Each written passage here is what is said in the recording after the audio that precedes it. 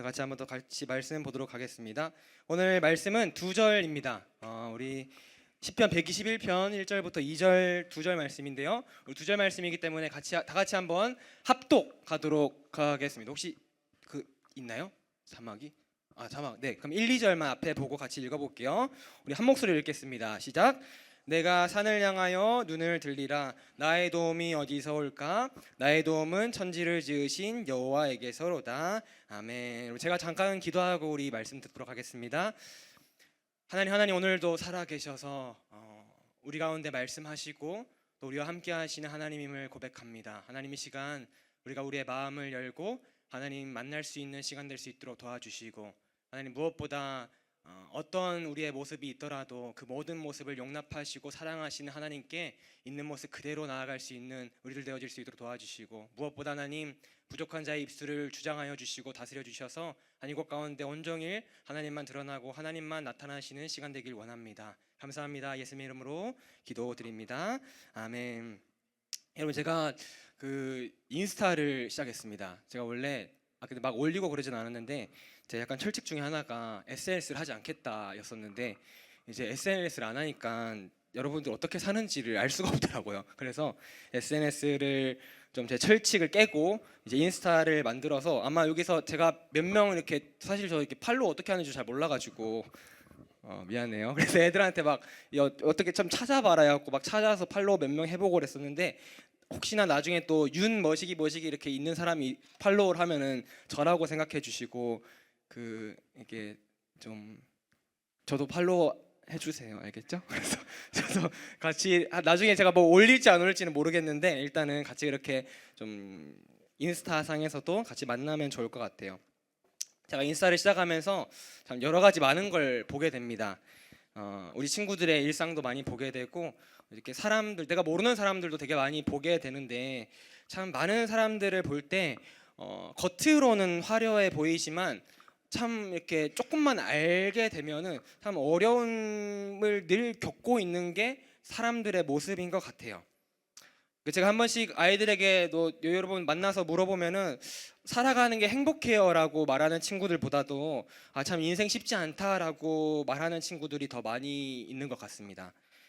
여러분, 우리가 오직 은혜뿐이네라는 찬양 잘 아시죠? 그 유튜브에 보면은 오직 은혜뿐이라는 찬양이 있는데 거기에 댓글에 이런 댓글들이 좀 달려 있어요. 제가 한번 읽어 드릴게요.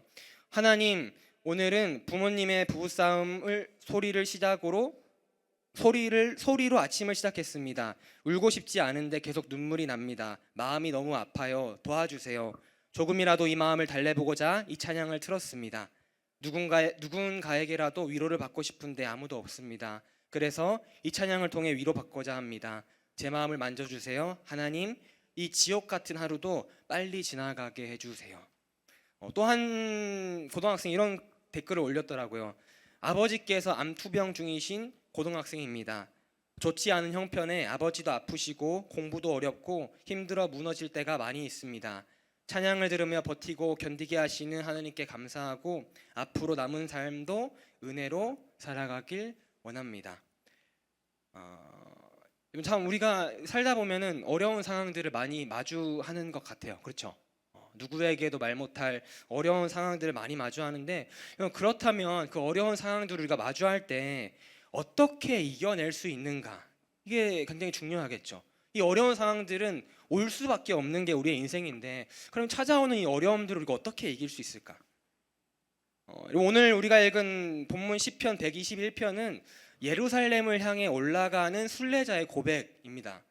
여러분, 이스라엘은 이제 특정한 절기가 되면은 사람들이 각 지역에서 예루살렘을 향해서 올라오면서 순례를 해요. 성경을 보면은 예루살렘을 향해 갈 때 올라간다라는 표현을 되게 많이 쓰거든요. 근데 그 이유가 실제적으로 예루살렘이 해발 750m 정도의 높은 곳에 있는 곳이 예루살렘이라고 합니다. 그리고 그 예루살렘 주변의 지형을 보면은 유다 산지가 있는데, 유다 산지는 굉장히 험하고 또 사막과 협곡이 많아서 되게 이게 걸어 올라가기가 쉽지는 않은 곳이라고 말을 해요. 특히 날씨 변화가 심해가지고 낮에는 햇볕이 굉장히 강하고 밤에는 너무너무 추운 게 바로 이 예루살렘을 향하는 순례길의 상태라고 합니다. 여러분 우리가 좀 바로 공감할 수 있는 상황을 설명하면 이럴 것 같아요. 우리 교회 친구들을 다니는 친구들은 굉장히 쉽게 납득할 수 있을 것 같은데 여러분 한번 상상을 해보십시오. 차를 타지 않고 차 타지 말고 걸어서 한여름에 햇볕이 정말 뜨거운 8월 초에 야탐역에서 교회까지 걸어 올라온다. 여러분 느낌이 오세요? 또 오늘 날씨도 엄청 춥죠? 엄청 추운데 오늘같이 추운 날에 패딩 입지 말고 그냥 한밤중에 야탐역에서 교회까지 걸어 올라온다. 생각해보면 여러분 확 와닿죠? 이게 순례자의 상태였던 것 같아요.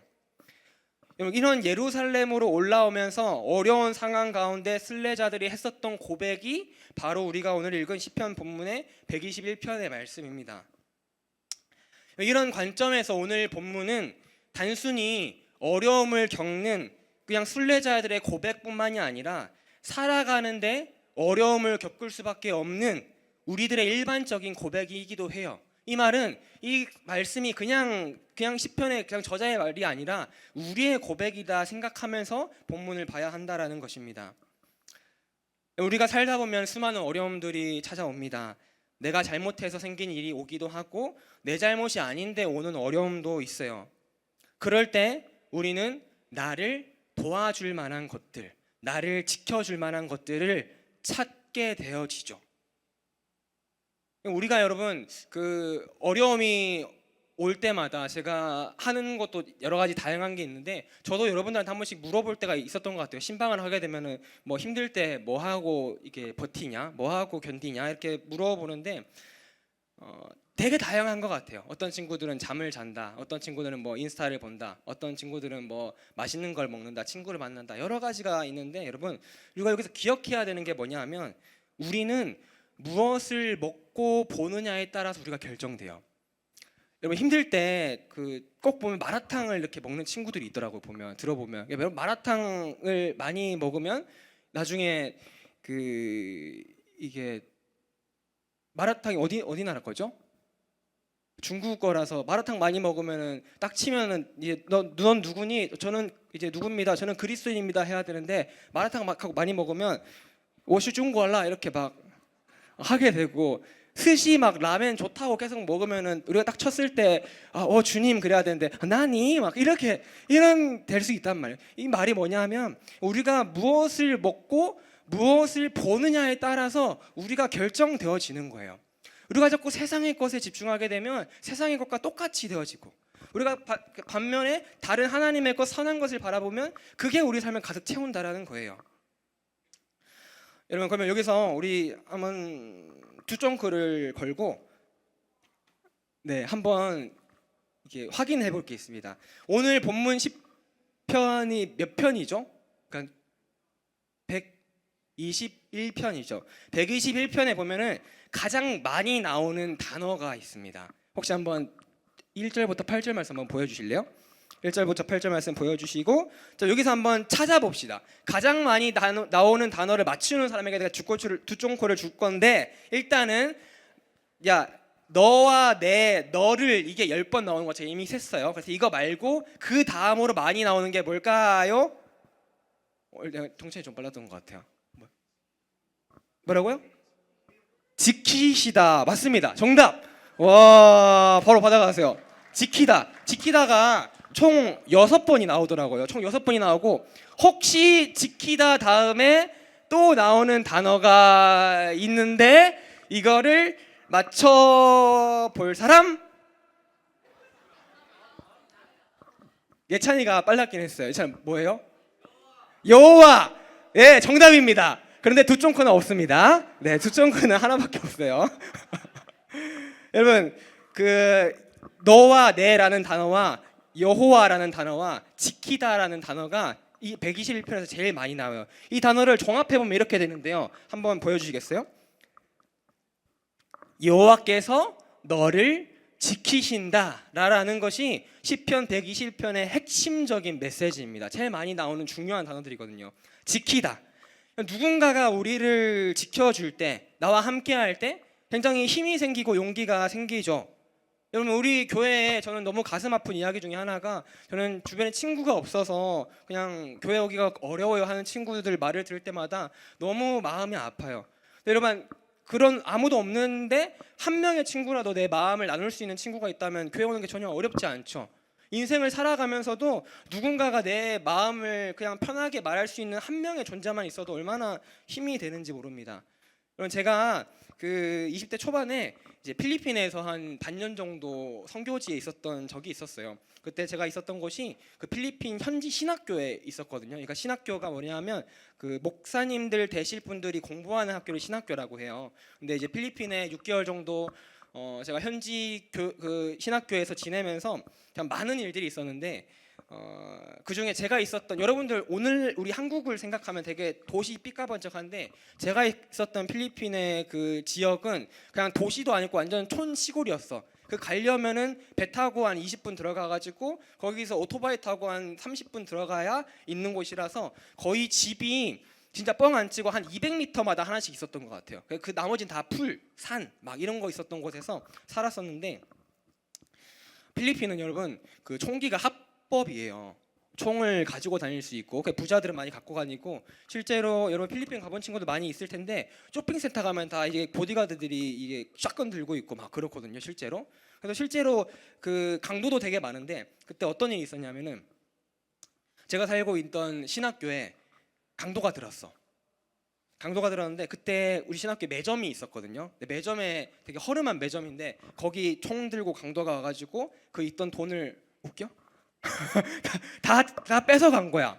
다 털어갔는데 이제 그게 난리가 난 거지. 왜냐하면 그 지금도 우리나라 사람들이 되게 잘 산다라고 필리핀 사람들 생각하는데 제가 20대 초반에 훨씬 필리핀보다 우리나라의 그 뭐라 해야 될까요? 소득이 높았었고 잘 사는 나라라고 생각을 했었거든요. 한국이.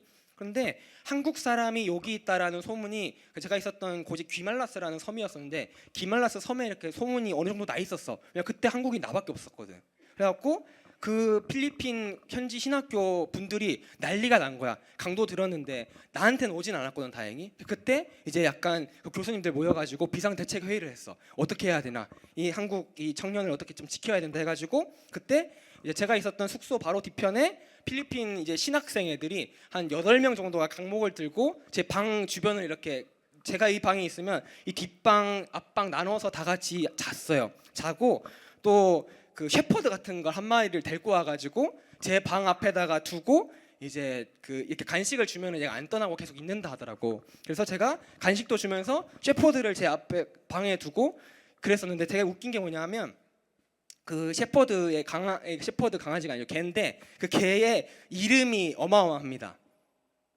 그 개의 이름이 그 The President of United States. 그게 버락 오바마예요. 이름이. 오바마야 이름이. 그래서 부를 때마다 다 필리핀 애들이 오바마 그러면 이제 그 셰퍼드가 와가지고 있고 하는데 그 오바마가 이제 제가 간식도 주고 하니까 계속 제 집 앞에 있는 거예요. 그리고 제 주변에는 그 필리핀 이제 애들이 강목 들고 늘 한 대기하고 있어서 그게 한 2주 정도가 됐었거든요. 근데 그럴 때 그 2주 동안 되게 나중에 강도는 잡혔어요. 잡혀서 이게 다 이제 무장 해제가 됐는데 그때 저는 이 필리핀 애들도 든든하긴 했어. 근데 솔직히 보면은 필리핀 애들이 이렇게 말랐거든요. 말라갖고 보면은 한 대 때리면 이게 넘어갈 것 같고 이런 친구들 되게 많아. 잘 못 먹고 이런 친구들 많으니까. 사실 걔보다 그런 친구들보다도 이 오바마가 너무 든든한 거야. 오바마가 무슨 일만 있으면 밤에 이게 누가 오잖아요. 그래. 그리고 한 번씩 짖어. 그럼 저는 이제 그때 빨리 불을 끄고 이게 누가 왔는지 쳐다보는 거. 혹시 누가 오나? 밤인데 올 사람이 없는데. 그런데 그 오바마의 그 으르렁거리는 소리가 얼마나 든든한지 몰라요. 어떤 분들은 무섭다라고 생각할 수 있는데 저는 개들은 우리가 못 보고 이렇게 듣는 걸 잘 보고 듣잖아요. 보면. 그래서 너무 든든한 거야. 그렇게 하다가 이제 2주 뒤에 이제 그 강도가 잡히고 제가 간식도 안 주니까 오바마는 저를 떠나기는 했어요. 근데 참 이 오바마한테 저는 굉장히 든든함과 정말 힘이 되는 걸 많이 느꼈거든요. 누군가에게 의지할 만한 존재가 있다라는 게 이런 거예요. 너무너무 큰 든든함을 느낀다는 거. 그런데 우리를 돕고 지키겠다라는 분이 오바마 말고도 또 있습니다. 그게 누구죠? 하나님이시죠. 여호와 하나님. 오늘 말씀이 2절에서는 이렇게 여호와를 설명합니다. 천지를 지으신 여호와가. 천지를 지으신 여호와가. 그럼 제가 한 번씩 여러분들에게 설명하는 부분인 것 같은데, 여러분 하나님과 우리의 크기를 조금 한번 비교를 한번 해볼까요? 여러분 이게 지구라고 한번 보십시다. 이게 지구예요. 한 태양은 한 얼마나 할까? 태양은 한 이 정도 되지 않을까? 이 정도? 이 정도가 태양이면 이 태양과 지구가 있는 곳을 뭐라고 그래요? 태양계. 태양계가 어느 정도 될까? 크기가 한 2017보다 뭐 더 크고, 그러면 태양계를 포함하고 있는 은하계는 얼마나 클까? 우리 교회 야탐역까지 이렇게 큰 게 이 우주죠. 근데 이 지구에 살고 있는 우리의 존재는 어때요? 그 우주에 비해서 완전 티끌 먼지만도 못한 게 우리의 존재죠. 이 지구에 사는. 그런데 하나님이 천지를 다스린다라고 하시는 건 이 온 우주를 다스리시는 하나님이 이런 천지를 다스리는 하나님이라고 하는 거예요.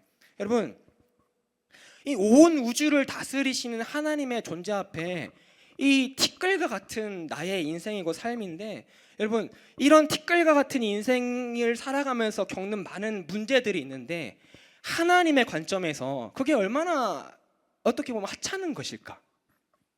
우리는 너무너무 큰 문제라고 생각하는데 그 우주를 다스리시는 하나님의 입장에서 볼 때는 전혀 문제가 아닐 수 있는 거예요. 그런 걸 조금 여러분 와닿게 한번 설명해 보고자 제가 영상을 하나 갖고 왔습니다. 영상 한번 틀어주실래요? 네, 되게 재밌는 영상이라 제가 기억하고 있다가 나중에 설교할 때 한번 써야겠다 해서 저장을 해놨었는데, 영상을 한번 짧은 쇼츠 영상이거든요. 한번 눈을 들어 한번 보세요. 되게 재밌어요. 보면은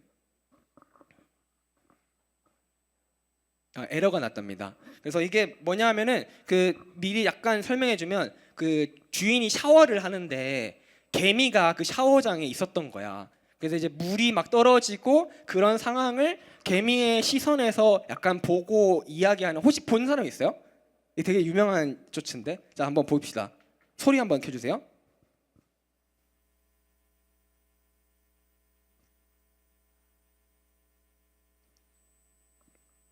소리 여기 났나요? 네, 여기서 컴퓨터에서 안 나는 것 같은데, 네, 안 나면 그냥 한번 켜주세요. 그러니까 이게 아무래도 끝인 것 같소. 얘들은 확실히 나갔겠죠? 나갔어. 내가 봤어. 내 눈으로 똑같이 봤어. 다행이네요. 그래요. 하필이면 이럴 때 주인장이 샤워를 할 줄이야. 잘 씻지도 않는 양반이 말이야. 냄새도 고약해요, 미친 양반. 그래도 분명히 있을 건데 괜히 빼지 마요. 힘들어 뒤지겠으니까. 여보, 바다 보러 가기로 했던 거 기억나요? 아유, 당연히 기억하죠. 못 보여주게 돼서 미안해요. 지금 보고 있는 걸요 뭐. 그러다가 이제 이게 타이타닉 OST가 나오면서 빠바바바바 이제 하면서 개미가 떠내려가는 영상입니다. 원래 이게 제가 말하는 나레이션을 이분이 똑같이 해주거든요. 근데 제가 여러 번 봐가지고 조금 생각이 나서 한번 해드렸는데, 여러분 개미에 비교해서 죄송하지만 엄청난 문제 같아 보여도 하나님, 온 천지를 만드신 하나님께는 사실 우리의 문제가 별로 크지 않을 수 있어요. 이걸 다시 말하면 내 문제보다, 내 상황보다 크신 하나님이 보인다면 나를 가로막고 있는 홍해 바다가 문제가 되지 않아요. 내 문제보다, 내 상황보다 크신 하나님이 보인다면 도저히 이기지 못할 것 같은 골리앗도 문제가 되지 않아요. 내 문제보다, 내 상황보다 크신 하나님이 보인다면 으르렁거리는 사자가 득실득실거리는 사자굴도 문제가 되지 않습니다. 여러분, 우리의 승패의 여부는 내가 지금 어떤 상황에 놓여 있느냐, 내가 어떤 문제를 맞닥뜨려 있느냐가 아니라 지금 내 시선이 어디로 향하고 있느냐, 여러분 이게 중요한 것이랍니다. 문제는 여전할 수 있어요. 그 문제가 그런데 더 이상 문제로 여겨지지 않을 수 있는 이유가 있다면 문제보다 크신 하나님을 볼 수 있기 때문에, 하나님을 보게 될 때 이 우리가 겪는 태산 같은 문제들도 별거 아니게 될 수 있는 거예요. 조금만 더 살펴보려고 하는데요. 여러분 오늘 그 말씀에 지키다라는 말씀이 되게 많이 나왔잖아요. 이 지키다라는 말을 성경에서 또 다르게 어떻게 사용됐나를 보면은 이런 뜻이 있습니다.